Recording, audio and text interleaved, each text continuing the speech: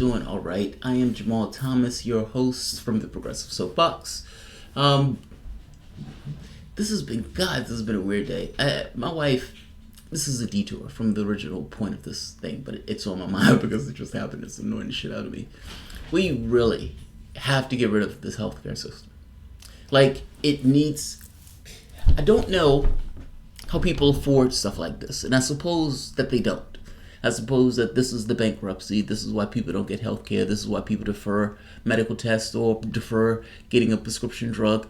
And you have to ask the question of whether or not in the richest country on the planet that is something that should take place. That the country hasn't evolved enough where we care enough about each other that we would say, hey, let's make sure that each and every person in this country is covered. The idea that the media and that we, to some degree, allow 20 million people to not have healthcare insurance. That is problematic. That should plague us from the standpoint of our conscience. And even from the standpoint of healthcare insurance, inadequate healthcare insurance is just as bad as not having healthcare insurance at all. So it's like on paper this person has it, but in reality, not so much. Do you know, my wife went to get a test. She went to a doctor first. She had to find a doctor when we got back. And she found a doctor who wasn't a doctor. Because now they're putting those out. Because in America, the point is to maximize profit. And because the point is to maximize profit, you can do more if you don't even give people a real doctor.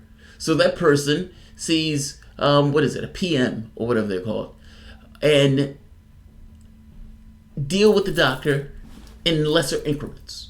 So as opposed to you having a conversation with your doctor under normal circumstances, and that relationship is forged in the most intimate of your possessions, meaning your physical body, not so much. Now, it's a layer between your doctor, because your doctor is probably maximizing his profit by having more patients than what he could see if he was ordinarily just one individual human being. Is this really the healthcare system that you want?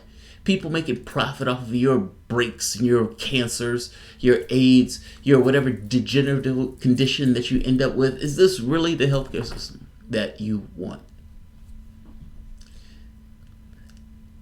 Not Medicare for some, not public option, Medicare for all. If you're going to do it right.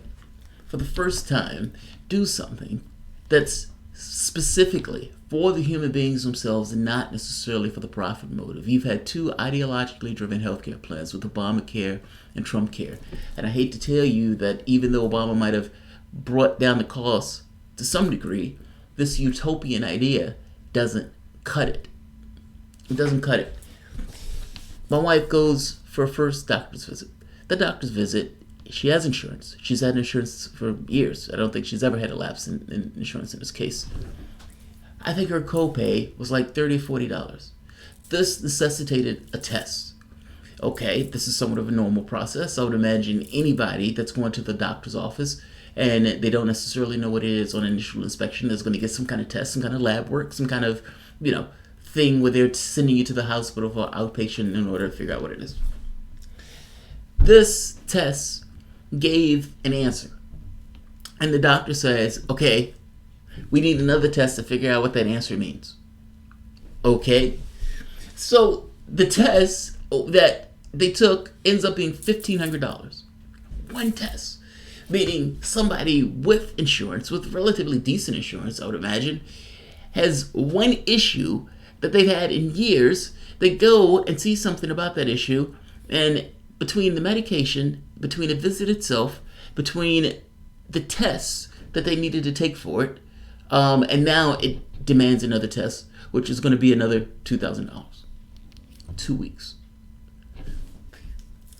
And that's assuming that they find an answer in the secondary test. Now, in my case, I was somewhat lucky on this because kidney failure, the federal government assists with this. And so being that age and everything else, it was, my mom didn't necessarily have to take the entire brunt of it after a period of time. Initially she did. Initially she was left to her devices. There's a amount that you have to, like a threshold of certain that you have to hit.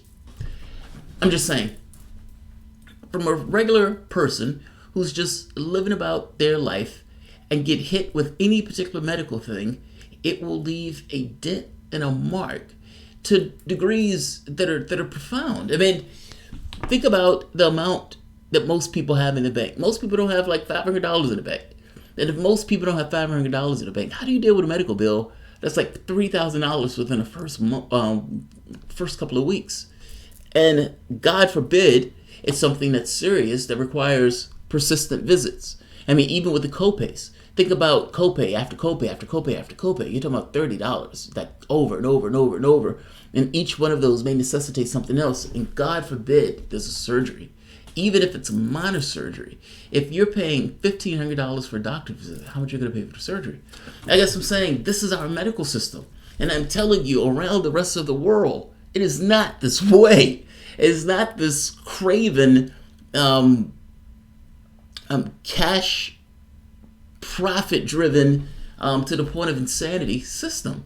I've seen doctors that will perform medical procedures not because the medical procedures were needed, but purely because it allows him to maximize his profit. I've seen him do this to people who are older, and because those people are older, those people are more likely to just kind of go along with it. He's incentivized to do so. The only thing that you would hope that stops him from that is some degree of ethics. What are the probability? There's going to be some probability, but that's not necessarily the case. Even this thing of splitting up the PMs as opposed to having people interact with an actual doctor, all of these things maximize the profit. Even at the facilities here in the United States, in compared to the facilities abroad, meaning the dialysis facilities. In one case, the goal is patient care. In the other case, again, profit-driven. I wish Americans could see our system from the perspective of systems abroad. Like, you're being hosed. And all of the arguments and the money that they're dumping into trying to keep the healthcare system the way it is, or to slow down this idea of fixing healthcare once and for all in this country. And there's no utopia, so there's always things that you're going to expand. In any system that you go into, there are goods and bads. But the question becomes, do the good outweigh the bad? Do the good fix the key problem that we're having in this situation? If the key problem is making sure that people can afford their health care and making sure that everybody is covered, then that is the key problem. And that is the key distinction that needs to be fixed. And if that key distinction is not going to be fixed, and some kind of public option, or if these other systems are somewhat inferior where it's forcing the government to take on more patients and then in order to privatize the gains, we should be very clear in what we're trying to accomplish. And in this case, if the goal of it is to make sure everybody in this case is covered for the best possible price, then it means that this idea of profit in your healthcare system, not so much. So, just saying. I want to go to this store real quick, and I probably just have to cut this video. This is... So, Glenn Greenwald has been on you could say, a vindication tour. And he's been on Democracy Now! I showed that video earlier. But he also went on Tucker Carlson. And whereas on Democracy Now! It looked like he couldn't move his head or something, he was just kind of... He was giving this kind of deadpan... You know, the Russiagate thing happened, and this is a shameful, embarrassing, blah, blah, blah, blah. Like, beautifully elegant, but it was a little odd in the way that he was standing there recounting it. In this case, Glenn Greenwald is unleashed, and he makes perfect aim at Rachel Maddow.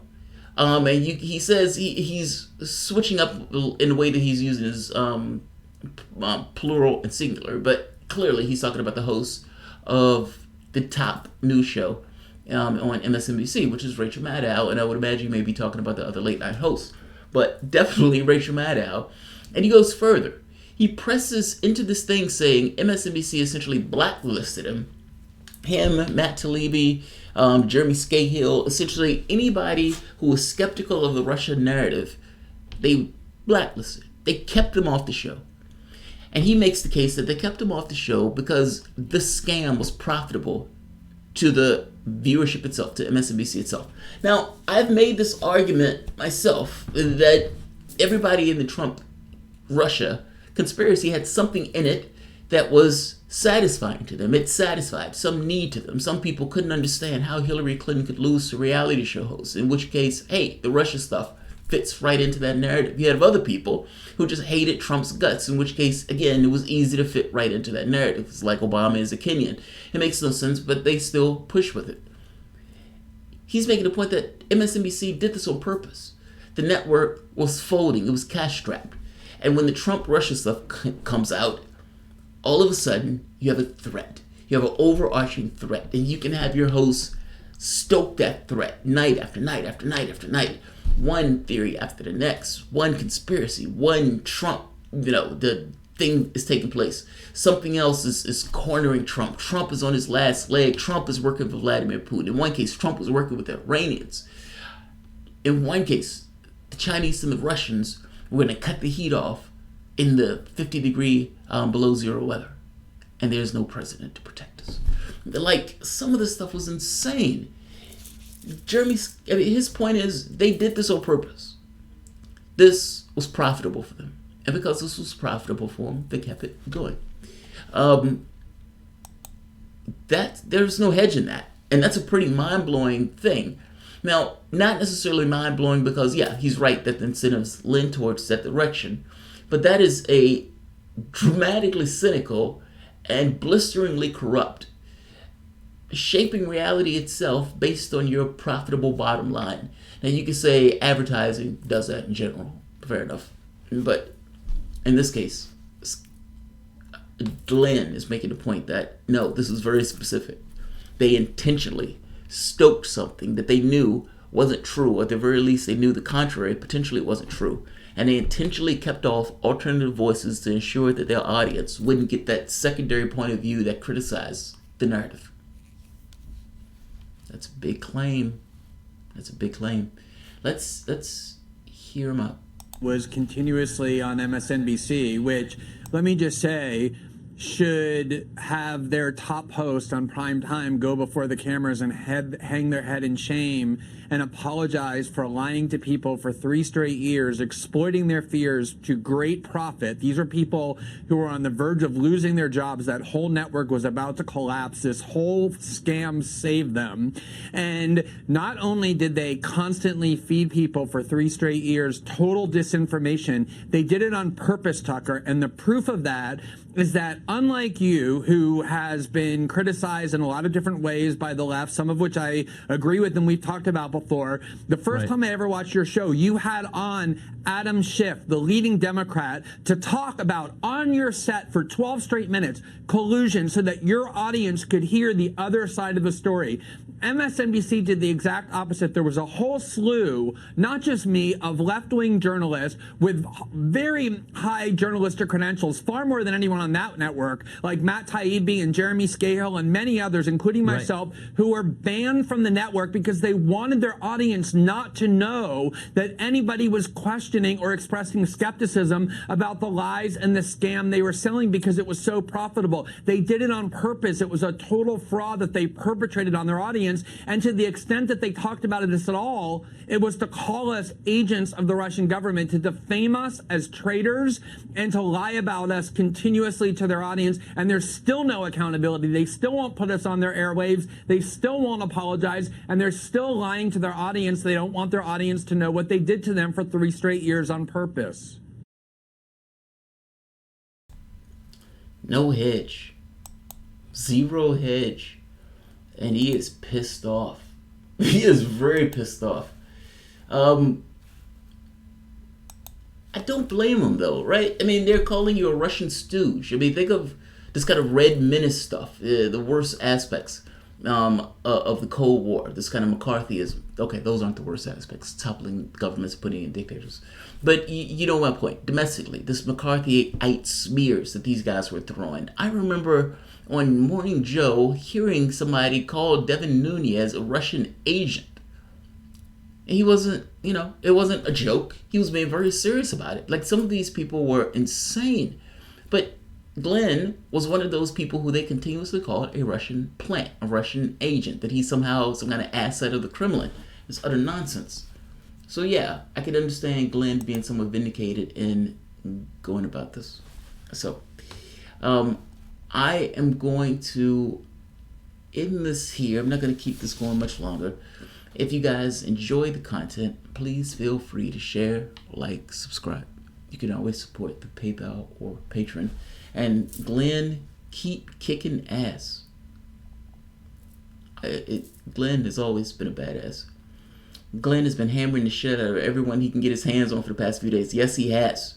Yes, he has. He has been unleashed. And I love it. Absolutely love it. Totally deserve it. Totally deserve it. Slow news day. Tucker's I don't quite follow you face looked like he just got a surprise prostate exam while at the dentist. It's like, I'm here for my tooth. Do it again. I'm joking. I don't know how Tucker Carlson gets a prostate exam at the dentist. But I guess Tucker is somewhat shocked by what he's been hearing. He's like, oh my God, are you serious? But keep in mind, this is the same network that did this to Ed Schultz, where they fired Ed Schultz because Ed Schultz wanted to support the Sanders campaign. There seems to be a very specific narrative, and that narrative is somewhat constrained. Oddly enough, I'm pretty sure completely coincidentally in line with the Democratic Party's narrative of events. Just saying. All right, guys. You all have a good one. I will see you shortly. We need to get some Brexit news in because there's a lot of stuff that is taking place in the UK. There are like 3 or 4 stories that I need to hit for Brexit. I think I'm going to condense it to 2. But a lot is taking place in the UK and amazing things are happening. Not good or constructive, just amazing. There's a difference in those things. Thanks all.